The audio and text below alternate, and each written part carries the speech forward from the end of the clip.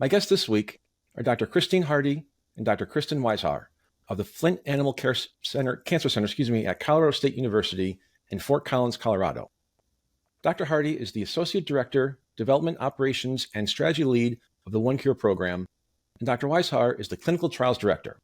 And they're both on a mission to improve the prevention, diagnosis, and treatment of cancer in pet animals and translating their research and knowledge to benefit people with cancer. We'll talk about the incredible similarities between cancer in dogs and humans and the research that's creating a better understanding of both. Today on Next Steps Forward.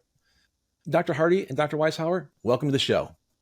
Thank you so much for having us. Yeah, it's great to be here. No, we appreciate your time. We know how busy you are.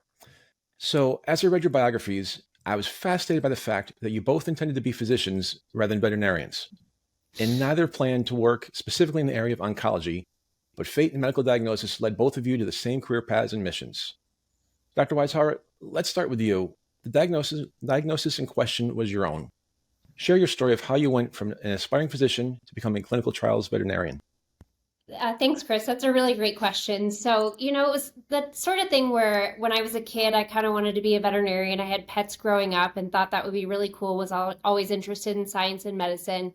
Then as I got a little older, I sort of transitioned to thinking maybe I wanted to be a human physician, and started out my undergrad studies with a focus on going into medical school. And things kind of changed throughout the years, and I went back to wanting to be a veterinarian. And actually, in my junior year of college, I was diagnosed with 2 malignant brain tumors and underwent surgery and radiation therapy for those tumors. And that really gave me an insight into the oncology world. And I was really just fascinated by all the different facets of the diagnosis and treatment options, and working with the number of different people that I did in the human hospitals. And so that really kind of sparked my interest in oncology. As far as clinical trials, after I finished veterinary school, I had the opportunity to work with some really great clinical trials professionals, and had the opportunity to see patients that were enrolled in clinical trials in the clinic, and also sort of work on the back end, learning how to develop and sort of how clinical trials come about. And it really was something that just sort of stuck with me and really fit a lot of my sort of characteristics as far as, keeping good records and things and being attention to detail. And really just the idea of being able to move the needle forward and help patients, both pets and people with cancer, was something that really just stuck with me, and it really became a passion of mine. And Dr. Hardy, in your case, the diagnosis was that of a family member. Share your professional journey with us, please. Yeah, sure. Well, I knew I always wanted to study medicine. I grew up in a medical family. My dad's a physician, my mom's a nurse, and I have 2 siblings with some major medical issues. I think the transition into veterinary school was when my eyes were opened by another female veterinarian that I had the privilege of spending some time with. And once I understood that really excellent care can be given on the veterinary side, it was a pretty obvious choice for me. Fast forward into my senior year of veterinary school, and once I understood the connection between veterinary oncology and human oncology, and that was kind of a retrospective aha for me. So my brother's a childhood leukemia survivor, and I know we'll talk about this a little later in the podcast, but that is a cancer type that we have made incredible progress on. Had Russ, my brother, been born in the 50s, we probably wouldn't have him today. But his success really is to be credited to clinical trials that were done in the past. And thankfully, I can tell you he's alive and doing really well.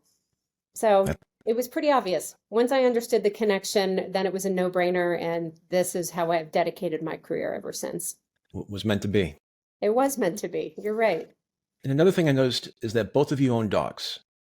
Now, my listeners and viewers have had the distinct pleasure of meeting my 30-pound killer Shih Tzu Zeke several times when the UPS guy comes, or Amazon. But tell us about your dogs.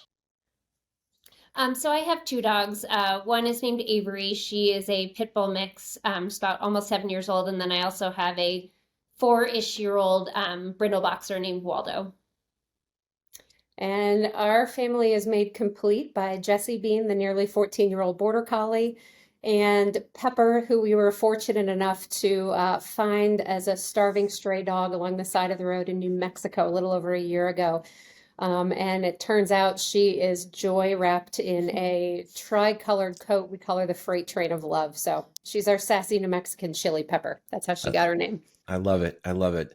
And both of my dogs are rescues. And so I appreciate that. And you just mentioned something there, Doctor. A former colleague of mine, she said, dogs bring love. And I just love that phrase. It has stuck with me ever since that.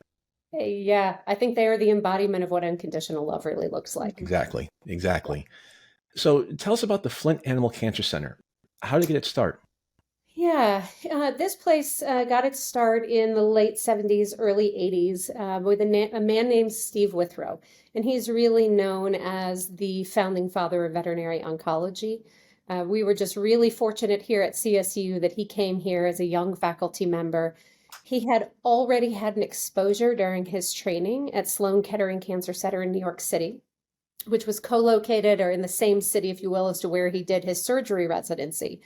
And he made the aha leap of, gosh, what he was seeing in the human cancer patients was probably very similar to what he was experiencing with veterinary cancer patients, although that was ahead of when we were actually formally treating veterinary patients for cancer, if you will. And so when he came here, he was actually challenged by the dean at the time to consider establishing a cancer center. Steve already had an interest, and the dean believed that it was something that would be possible. Lots of people thought he was crazy, but as it turns out, that idea of, gosh, what I'm seeing in human cancer patients may very well be the same as to what I'm seeing in veterinary cancer patients. That became the foundational premise of this place. And really, it's our mission to improve the future for all cancer patients, leveraging the platform of comparative oncology, which is that idea that what we learn not only helps pets, but may also very well help people as well. And what's in the name One Cure? How did it come about, and what does it mean? Yeah, it came about thanks to a really wonderful client of ours who brought her dog to us for treatment for bone cancer. Her name is Meg O'Neill, and she had just lost her mother to cancer, had an experience with her dog. I mentioned bone cancer. That is actually one of the cancers that tends to be very similar between pets and people. And Meg is a logistics expert. Literally, the way you get your Starbucks or your Nikes anywhere around the world is thanks to Meg and her company. And she had heard a little bit about this concept of one medicine, this connection between pets and people. Did some of her own research, and then I got a phone call one day from Meg, and it didn't take me long to realize when she had said, listen, you guys are really onto something, but people don't know the value of this, and I think you could tell this story. And so she said, I think it should be called One Cure. I've developed a logo. I've started test marketing some product, and I invited her to come out, and that was about 12 years ago. And while we were already doing clinical trials, that officially branded our efforts within that space.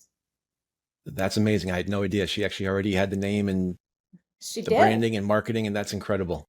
Yeah. Oh, yeah. It was a real aha moment of, you're right. Why don't you come out here and help us? And then let's all work together. And it's really become something pretty remarkable. Force of nature. I love it. I love it. She is. She is a force of nature. Dr. Weishaar, what is a clinical trial, and how do they help your patients and potentially people? Yeah, so clinical trials is sort of just a broad general term to describe research that's used in pets and people with certain diseases to try to move the needle forward and find new ways to prevent, diagnose, or treat a disease. And so really this is the best way for us to advance medicine and move things forward. And we learn so much from the clinical trials, and this is really how we have an impact in the clinic.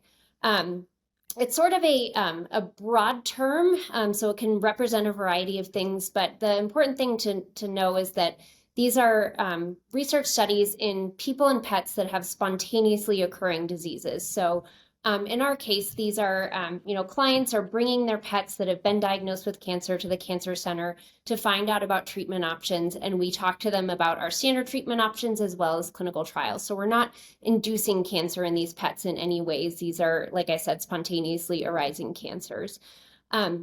So there's really kind of a broad spectrum of the term clinical trials. So they can range from something very basic where we're just taking a sample of either tissue or blood from a pet, and that's sort of the extent of it, or they can be a more longer term study where we're following pets after they're getting a certain treatment and seeing how they respond to disease. And even in the treatment area of clinical trials, there's a wide variety and a big difference among trials. So some of these sort of early phase studies, we're looking at a new drug and we're trying to find out what the best dose is to use in pets. So that might be looking at drug levels after the drug is given to see if we're sort of getting to where we're looking for, also looking at side effects and kind of figuring out where to go forward with a drug.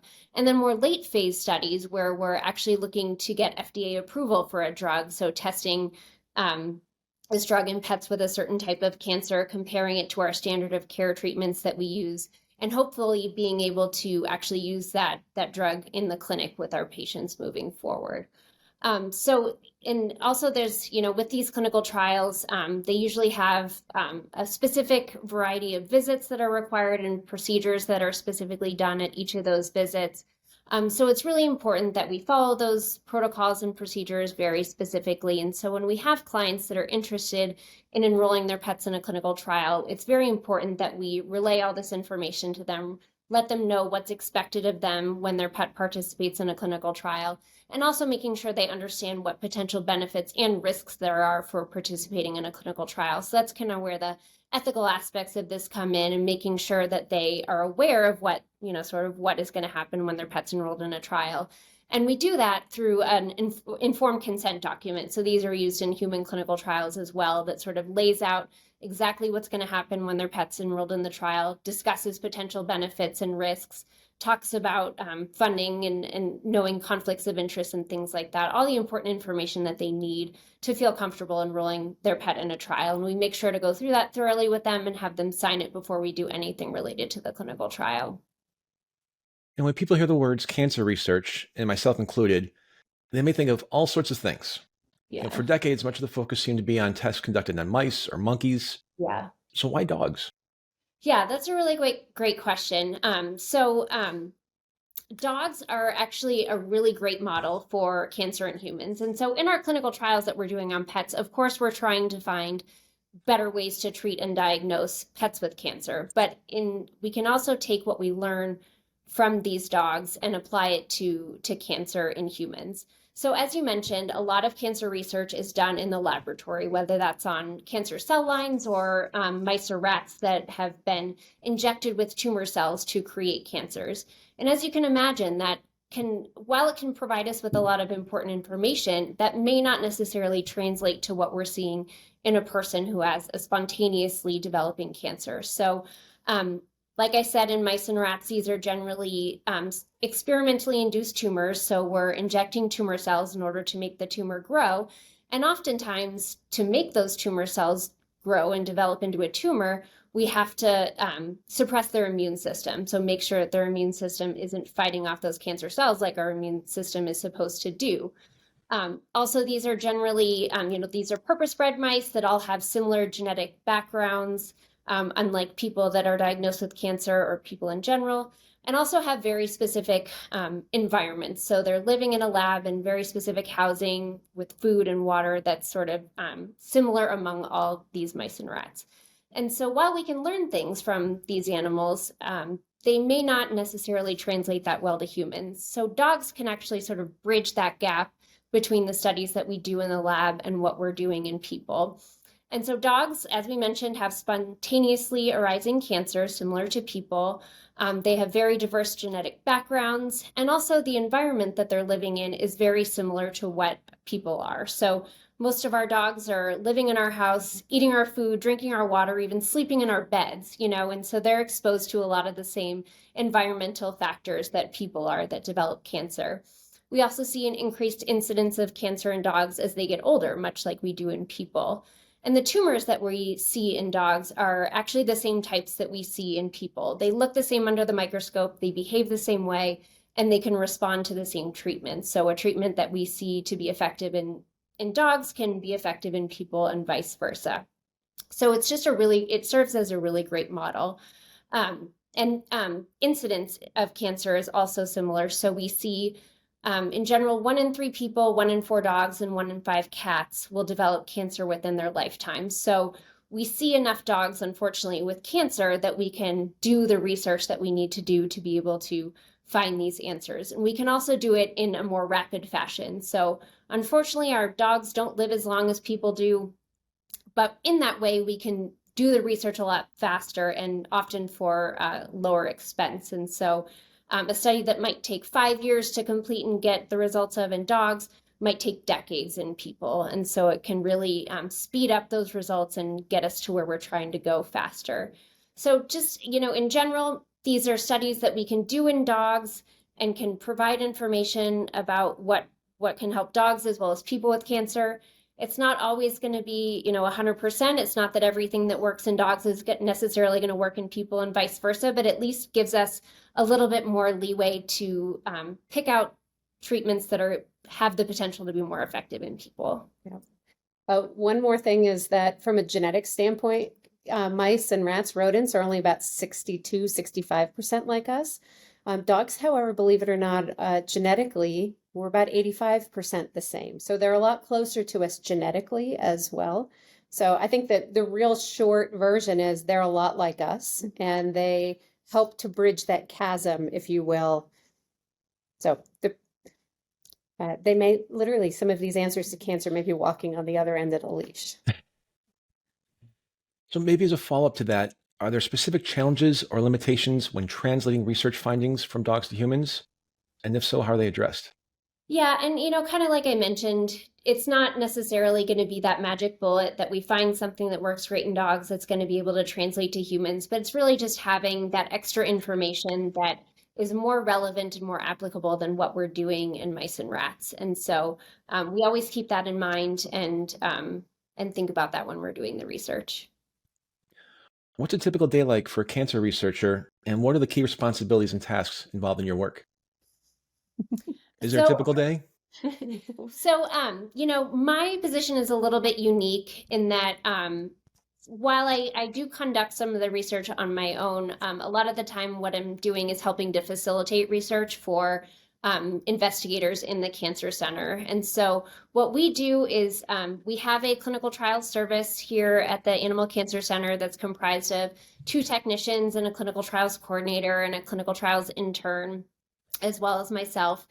And we bring patients in that are enrolled in clinical trials and, perform diagnostics and procedures as required by the study, giving the cancer treatments, and also work on recruitment. So talking to clients who have brought their pets in for a diagnosis of cancer and informing them about clinical trials options and helping them to make the best decision for their pet and for themselves. And then I also work sort of on the back end with these investigators and help them to get their clinical trials going. So, when they get funding for some type of clinical trial, I'll help them to, get all the data collection forms that we need, make sure that we're advertising the clinical trial, make sure people are aware of it, and sort of help them as we go through the trial to let them know how successful we are at enrolling patients, if there are any obstacles that we can potentially circumvent to have better enrollment, and also to see how the patients are doing throughout the study. If we're seeing some sort of significant or unique side effect, making sure they're aware of that and making changes as we need to. Are there any Oh, sorry, go ahead, please. I was just going to say, my role is quite a bit different than Kristen's in that I often see myself as somebody who, my job is to make certain that everybody else can do their job. When it comes specifically to wine cure and clinical trials, my goal is to really help to raise public awareness. So thank you for the opportunity to talk about this. The reality is, for us to conduct these clinical trials, it requires both financial and human resources to make that happen. And that we've been really fortunate that Meg, the founder of OneCure, if you will, here, she's the client that I referenced earlier. She helped to get us started. Since that time, there have been a lot of people that have joined the cause, including our mutual friends, Graham and Courtney Rahal. And it's thanks to their support and other financial donors like them that they have helped to fund this mechanism. So literally, we know that Dr. Weishaar's salary and that of her team is covered, and there is money available to actually help support the research. And that supplements the money that comes in from the National Cancer Institute, or various other funding sources that helps to cover the cost of conducting these trials. The other thing that's really important is that we partner with the owners on the cost of cancer treatment. So it's typically quite expensive.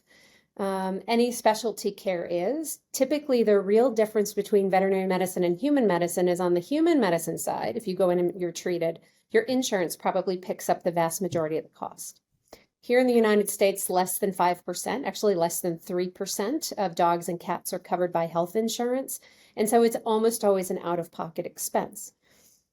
Given that, veterinary medicine is significantly less expensive on a, like when I get my bill for a CT, for example, it's a fraction of the cost as to what my insurance would pay for my own CT if I have to have one on the human side.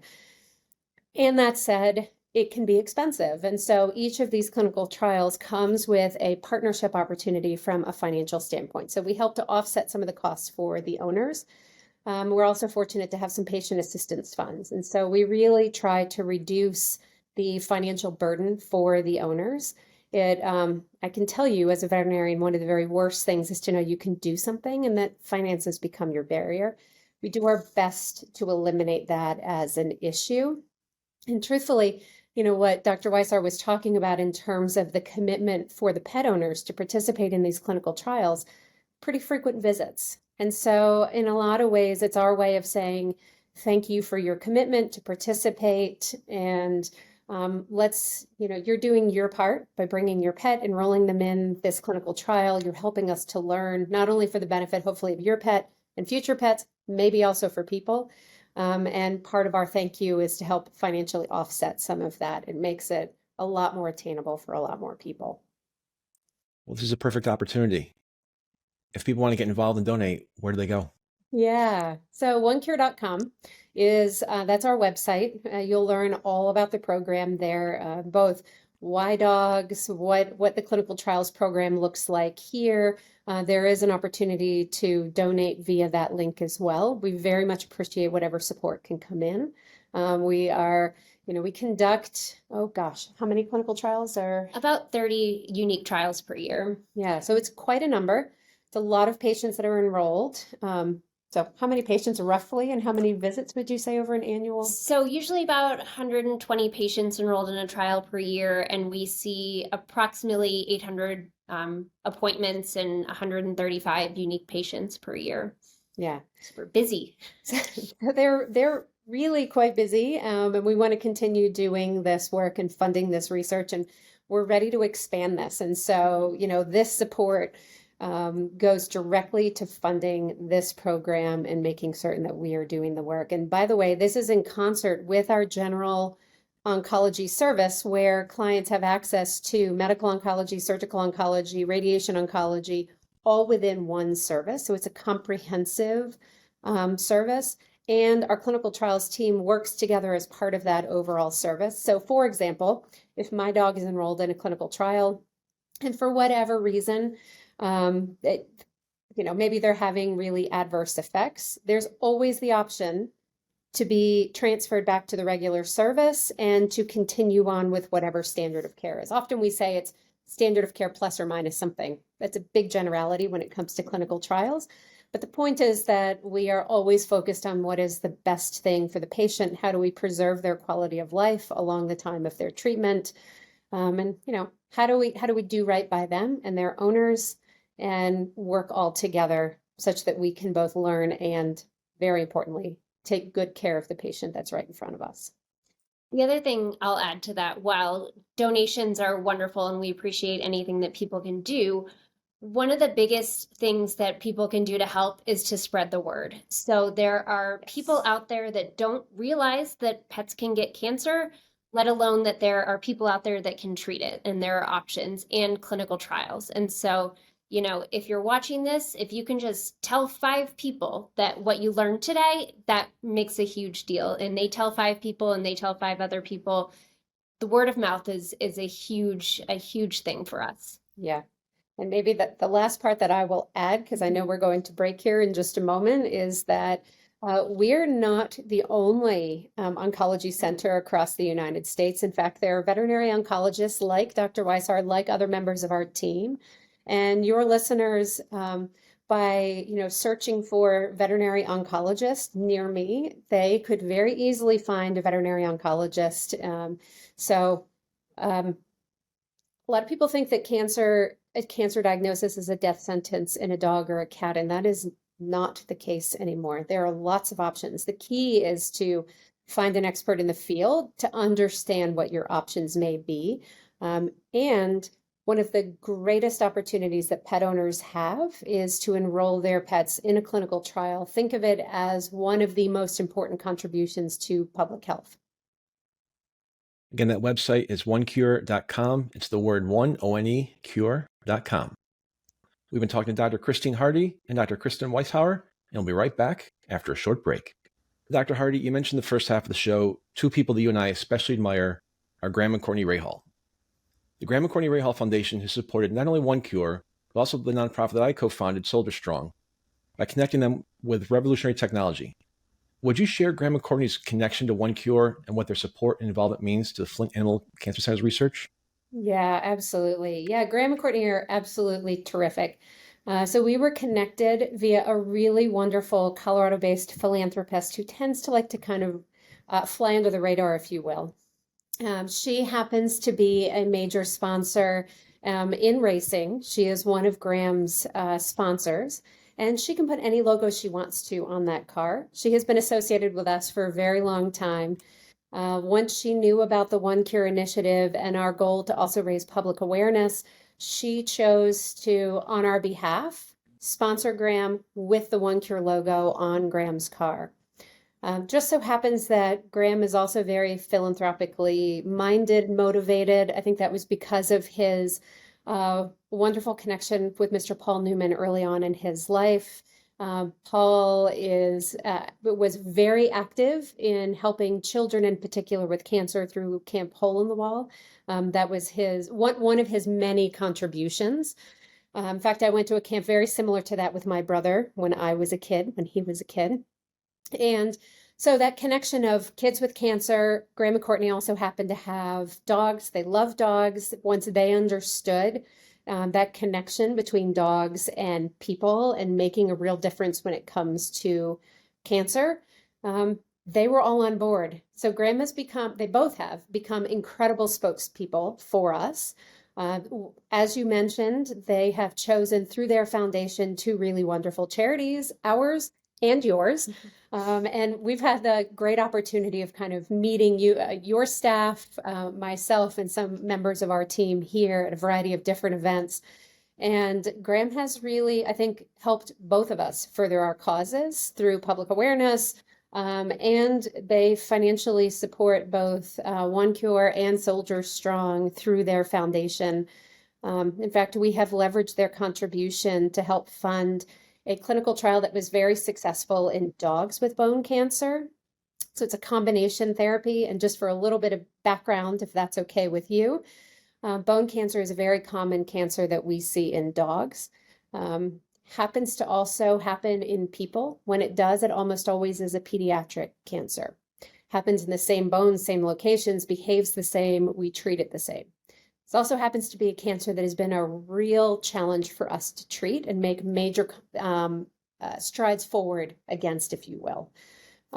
Way back in the day, Dr. Withrow, who founded the Flint Animal Cancer Center, was a pioneer in developing a surgical technique called a surgical limb spare. So literally, instead of amputating a limb, which, by the way, we often say that dogs are born with 3 legs and a spare, by and large, they do fine with an amputation. That is still often our primary surgical treatment for that disease, assuming that they have a cancer in their limb.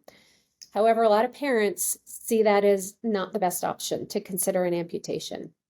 So Dr. Withrow, it wasn't a unique idea, but he was the first person to do it successfully in dogs repeatedly. And then he worked with a human cancer surgeon in Denver. And actually, one of the very first patients is a personal friend for my husband and I. Literally, Dr. Withrow was in the operating room with Dr. Wilkins, performed his limb spare. was nearly 30 years ago. I'm happy to tell you Travis is still doing well, still walking on that leg. And that is an adaptation of the surgery that was developed in dogs. So that's one thing that was developed a long time ago. That was 30 years ago.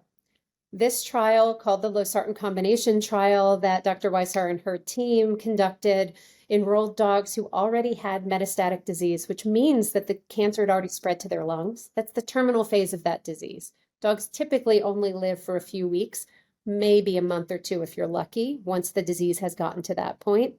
We had dogs living out well over a year often. So about half of the dogs had a remarkable response, to the point where we then we already have a partnership with University of Colorado Cancer Center and the Pediatric Hospital in Colorado.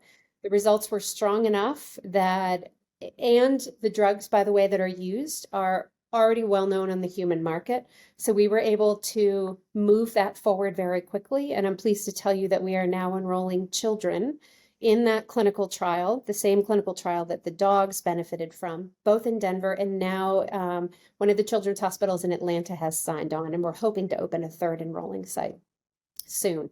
So the support from Graham and Courtney we have earmarked, and this is the first human clinical trial ever funded by a veterinary institution. So we're really, really proud of that, and we're very hopeful that the kids with metastatic bone cancer benefit like the dogs did. And I want to stick with Graham for just a minute, if I could. He was one of the very first guests I had on the show 3.5-ish years now. And he talked about his interest in philanthropy because of, to your point, Paul Newman. Mm-hmm. And I actually have the book behind me that Paul wrote on called Newman's Own. And I live about 4 towns over from where Mr. Newman lived, and just the footprint here that he's left. But I think, to Graham's point, he was 19 when we started driving for Paul Newman. When you're 19, you're not thinking about philanthropy, but Graham was. And so I just want to tip the cap to him one more time, and Courtney, obviously, because the work they do is so invaluable. Oh yeah, they're an incredible partnership. This past year, Graham and Courtney absolutely rolled out the red carpet, and we hosted a boy named Colin, who is a patient, a bone cancer patient in Atlanta, at the race at Birmingham. And honestly, Graham made him and his family honorary members of his team. His name was on the car. Dr. Dan Regan, who is the PI of the losartan trial that I was telling you about, is now collaborating with the pediatric cancer centers. He was at the race along with me. And Graham and Courtney, it was incredible. We were at the Barber Museum. That museum actually allowed us to come in after hours, have a tour with Bobby and Graham and Courtney. It was incredible. I think it was really a full circle opportunity for Graham and Courtney to see the impact of what they're supporting, to understand that this really is meant to ultimately benefit kids like Colin. So yeah, he's very forward thinking, and he really thinks about helping others. And it's not just something he talks about, it's something he really follows through in action. No. Yeah, I think that's one of the things that's really special about Graham, is that One Cure is not just a name on his car or a name on his helmet. It actually really means something to him. He's behind it and he supports us, and it means so much to be able to have, a public figure like he is to back us and to get the word out there. So we really appreciate everything that he and Courtney have done for us. Yep. Oh yeah, they're clearly a team. We all know she goes faster than he does in a car. He doesn't like to talk about that. I know. I always like to rib him just a little bit about that. He knows. Yeah. He knows. But they're an incredible team. We're very, very grateful. And to learn more about the Graham and Courtney Rahal Foundation, that's GrahamRahal.com, RAHAL, GrahamRahal.com. That's for you, Graham. I had to give you a plug because we love you and we owe you. So, doctors, you've been talking about all this research and the clinical trials. How can the general public support and stay informed about cancer research and its progress? Yeah, that's a really good question. OneCure.com is a great place to start in terms of learning about comparative oncology. So when we talk about how pets can help people, that's really what we're talking about, is this concept of comparative oncology. So that's one really great resource. Kristen, what other resources come to mind? Yeah, so I think, if you have a pet that's diagnosed with cancer, starting with your local veterinarian, because they often have insights into if there's a veterinary oncologist in the area and clinical trials that may be going on there. There is also a online searchable database of veterinary clinical trials, not just for cancer, but for any type of disease.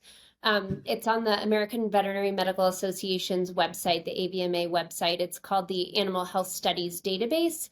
And so you can go onto that website and type in your pet's diagnosis. You can filter it by location, and it'll give you an idea of potential clinical trials in that area for whatever disease you're looking for. So it can be a really great resource for pet owners who are looking for clinical trials options. Yep. And so far as federal agencies go that tend to really oversee a lot of this, the National Cancer Institute is one. The Comparative Oncology Consortium is another. So those may be some resources. The American Cancer Society is also one that, of course, always comes to mind. So they tend to be really up to date on the most current research in the cancer space. And what are the most common types of cancer in dogs? So there's a number of different cancers that dogs can get, much like people. One of the more common ones that we see is lymphoma, so cancer of lymphocytes or white blood cells. Very similar in dogs as non-Hodgkin's lymphoma in people. We see a number of skin tumors in dogs very commonly. The most common one is something called a mast cell tumor, which is actually not something that people get, but that's the most common skin tumor in dogs. We also see soft tissue sarcoma as a number of different skin tumors. Bone cancer, like Dr. Hardy mentioned, is very common, unfortunately, especially in larger breed dogs. And there's a whole wide variety. Pretty much most of the things that you can see in people, you can also see in pets. And what are the early warning signs and symptoms of cancer in dogs that pet owners should be aware of? Yeah, so oftentimes these are pretty non-specific signs. So certainly if you notice any new lumps or bumps in your pet, especially ones that are growing quickly, those are potentially a sign.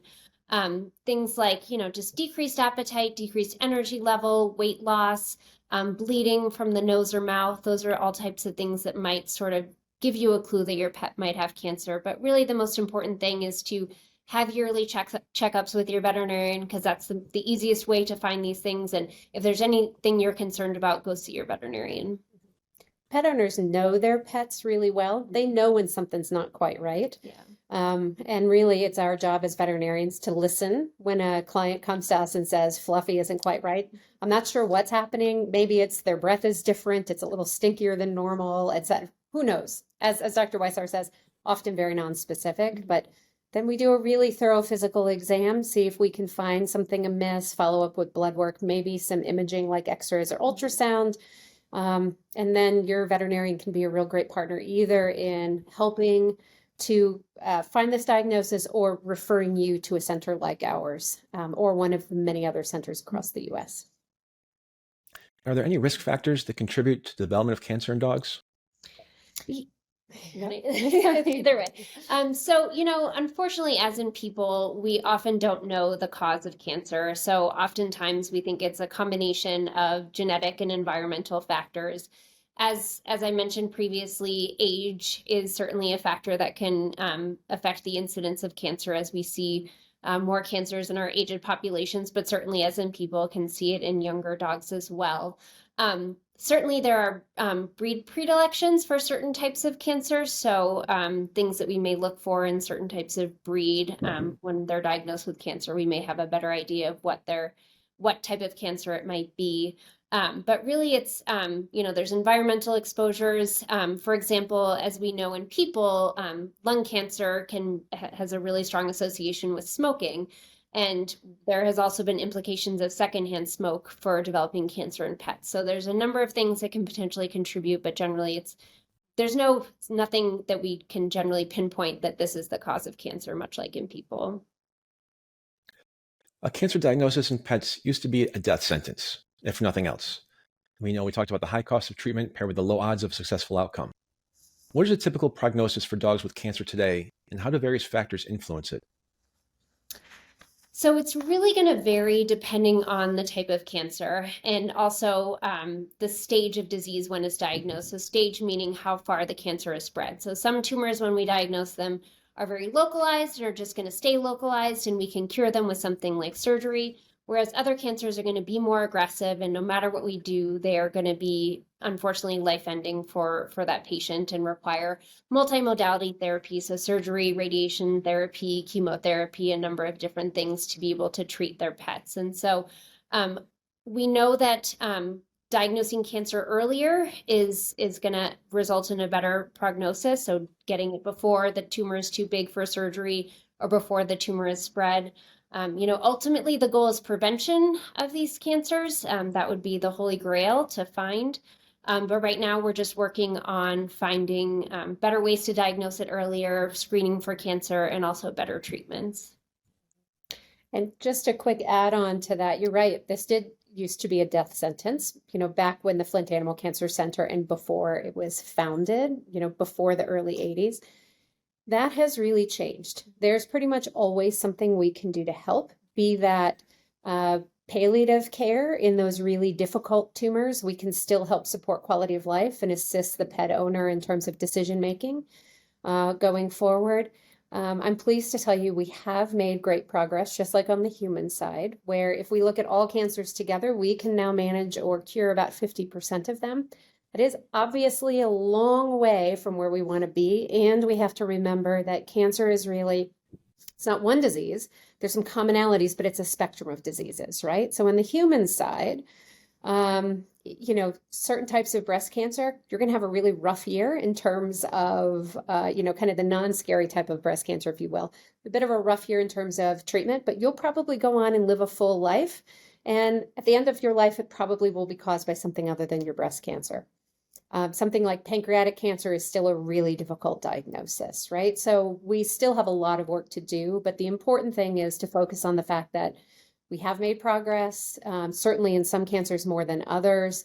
That also helps us to understand that we just need to keep putting, the proverbial take the next first step, right? The next first step and the next first step and the next first step. It's like a really long and sometimes frustrating marathon, but one in which we just have to keep trying, and all of us have the opportunity to do our part. And one other thing I will add to that, that's a little bit different about the treatment of cancer in pets versus people is that we really focus on quality of life. And like Dr. Hardy mentioned, if we're treating cancer in people, oftentimes people are getting really sick from their treatments, from their chemotherapy, and they're in and out of the hospital and, on all kinds of medications and feeling really crummy for a long period of time, especially if they're getting things like chemotherapy. And we really want our pets to not go through those types of things. And so we want to maintain their quality of life. So oftentimes we're not treating the cancer quite as aggressively as they do in people. So therefore the outcomes may not be quite as successful. But, the pets don't know why they're getting sick from the chemotherapy. We don't, the pet owners don't want to be dealing with a pet who's really sick going through treatment. And so we really try to focus on their quality of life while extending their the quantity of life as well. Mm-hmm. And I've had that experience. Our wonderful golden retriever named Winston was treated here for his cancer. He had surgery, radiation therapy, chemotherapy as well. I can tell you that, and we got way more than the average survival with his type of cancer. He had a pretty aggressive kind of cancer. I can tell you, it was the best worst experience we've ever had. Best being the care that we and Winston experienced, the worst being the cancer part of it. Ultimately, we felt incredibly empowered. Winston had pretty much all good days, and we were able to make what my husband Eric and I knew were the best decisions, both in terms of his treatment and when we knew we needed to switch to palliative and eventually to hospice care, and to make an end-of-life decision on his behalf. And from a pet owner's standpoint, that was exactly what we needed. We benefited from clinical trials in the past, and we know that Winston's treatment hopefully will help another pet in the future. And that's what really meant a lot to us. So we've been talking about clinical trials and other research that you're doing. How far has research come, and how can trials like the ones we're talking about today help with more progress? Yeah. Well, so I'll take this one and answer this in the context of my brother Russ, who is a childhood leukemia survivor. So he had something called acute lymphoblastic leukemia, which we now know as, if you're going to get leukemia as a kid, that's the one to get. Okay. It's highly treatable. Well, how and why is that now highly treatable? Russ was diagnosed in 1984. Had he been diagnosed in 1950, less than 15% of those kids made it past the first year. I mean, it was a devastating diagnosis. So what changed? How did we get from that to now? One of my classmates in veterinary school, his daughter was treated. Today, the survival rate for those kids is well over 98%. It's an incredible example of progress. So what happened? Well, the parents were really frustrated. The pediatricians were really frustrated, tired of seeing these kids die. They basically all glommed together to help the federal agencies understand that they needed more funding. St. Jude's Hospital came to the table and basically, I'm shortening the story pretty significantly, but what the collective group decided was every kid was going to get enrolled in a clinical trial, and tenure and publications was really nice, but really they needed to share the information as they were gathering it and then make the changes. So in other words, not just sticking to what we had done before, but learning from the experience, and as they were seeing success, to really capitalize on that. So those clinical trials that I was mentioning before, which is why Russ is alive today, because the chemo protocol that he experienced in the 80s, which by the way, now I look at that as a bit of the shotgun approach. He has some long-term health issues as a result of the side effects of his chemotherapy protocol. He's very fortunate to be alive, doing really well. He's a dad of 2 kids. He works in the human healthcare field. But kids that go through treatment now have far fewer side effects from their treatment, and the results are even better for them. And that's, again, as a result of ongoing clinical research. So I think that is probably one of the poster child, pun intended, examples of how and why this research is so important. The losartan clinical trial that I mentioned to you earlier about, dogs with metastatic bone cancer, and that trial was so successful, is now enrolling children both in Atlanta and Denver, hoping that we will have a similar positive effect in those kids. That's just an example of the next first step that we hope will contribute positively to the future of those patients. I love how you keep talking about next steps forward in there. That's great plug. I appreciate that.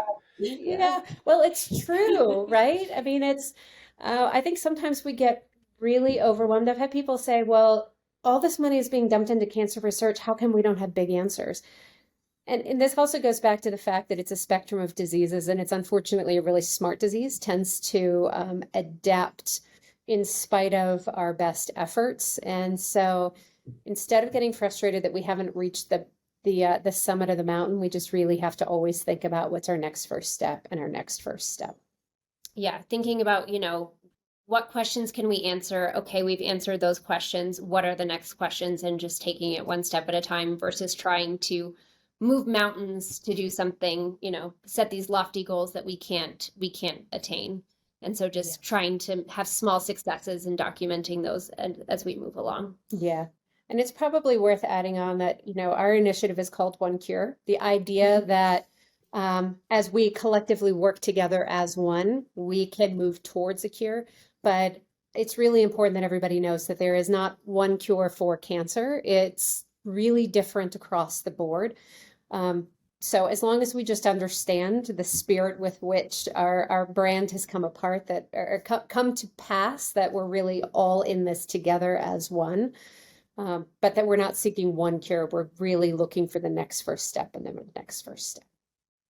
We have just a few minutes left. I'd like to close on a positive note. Would each of you take just 30 seconds or so to tell us what gives you optimism and hope for a better future for humans and canines? Mm-hmm. I think just the fact that we're actually doing these studies and contributing to the research that's, going to move the treatment of this disease forward for both pets and people. Not every clinical trial is going to be successful, but we learn something from every clinical trial patient that we enroll. And I think just, knowing that we're contributing to that and that we have One Cure, which is a foundation that's going to help support clinical trials and help raise awareness, I think it's really great to be a part of such a wonderful institution and be supported by the people that work here. I think from my perspective, the more conversations I have with folks and the more they understand, I mean, I can't tell you how many times, on a plane, in a conversation anywhere, wait, dogs get cancer? Or, oh yeah, my dog got cancer. What do you mean? Like, my pet's experience could actually, that's similar to what a human experience is. And literally, what you learn taking care of my pet with naturally occurring cancer, the same type that happens with us, might also benefit a person. When I tell them yes, usually it's like a big aha moment. So I think for me, the hope that comes with helping people to understand how they can participate, how they can pass the word. I hope that for everybody listening, that their pets don't get cancer, that they don't get cancer, their family members don't get cancer. The sad reality is, chances are we all have been affected and we're likely to be affected by cancer during our lifetime, right? Either us personally or somebody else. But there's a lot of hope and we really are making progress. And, I'm an optimistic person by nature. I've refused to be anything otherwise. And so, opportunities like speaking with you and your audience, the support of our philanthropist here in Colorado who connected us to Graham and ultimately to you. From where I'm sitting, having been in this field for about 20 years and seeing what's happened so far, I'm really excited about what's coming down the pipeline.